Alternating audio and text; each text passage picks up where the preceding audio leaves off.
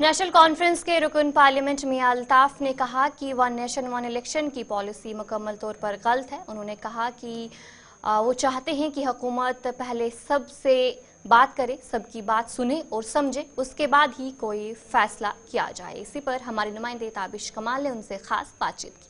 One nation one election cabinet ने पास कर दिया है, लेकिन जिस तरह से ये पास हुआ है उसको लेकर के अपोजिशन ने कई सवाल निशान खड़े किए हैं। अपोजिशन का कहना ये है कि ये संभव ही नहीं है और ये लोकतंत्र का गला घोटने जैसा है।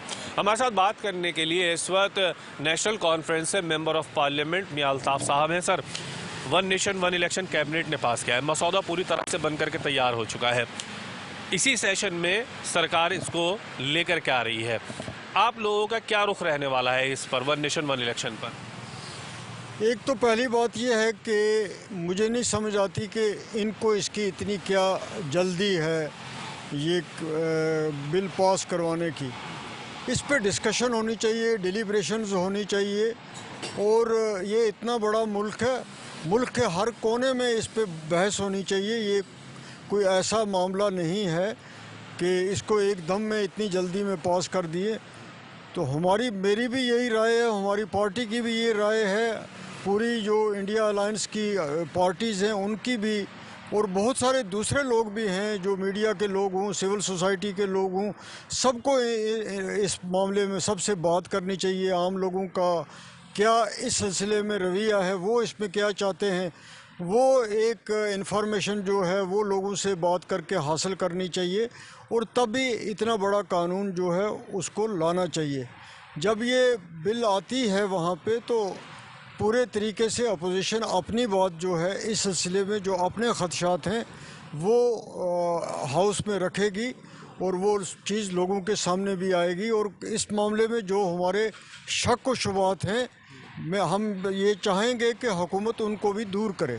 जिस तरह से वन नेशन वन इलेक्शन लेकर के आया जा रहा है, अगर ये बिल पास हो भी जाता है किसी वजह से, तो जम्मू कश्मीर पर इसका कितना असर रहेगा, क्या मानते हैं आप? नहीं, असर तो इसका जैसा दूसरे मुल्क की दूसरी जगहों पे पड़ेगा वैसा ही हमारी रियासत पर भी पड़ेगा।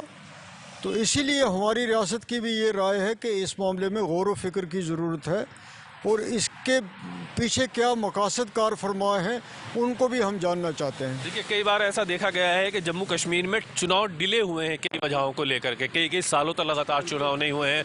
आप लोगों ने पिछले कई सालों तक आप लोग डिमांड करते रहे चुनाव होने चाहिए। अब अगर वन नेशन वन इलेक्शन अगर लागू होता है तो आपको लगता है कि जो बार बार चुनाव डिले का सिस्टम है, प्रोसेस है, वो रुक पाएगा इस बिल के पास होने के बाद? नहीं, जम्मू कश्मीर के मामले में कुछ भी नहीं कहा जा सकता वहाँ, क्योंकि डिफरेंट पॉलिसी होती है हमेशा मरकज़ी हुकूमत की।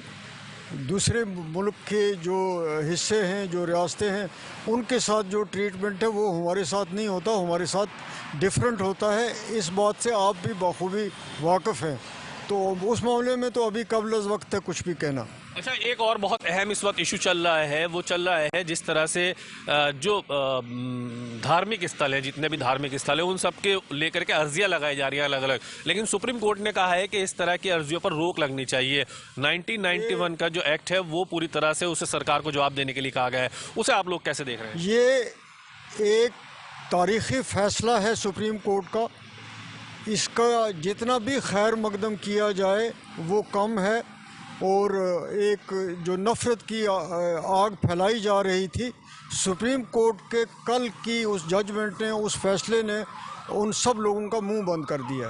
आप मानते हैं कि ये ज़रूरी है कि 1991 एक्ट पूरी तरह से लागू होना चाहिए? और सुप्रीम कोर्ट की कल की जो जजमेंट इस सिलसिले में आई है वो बहुत ही अच्छी है।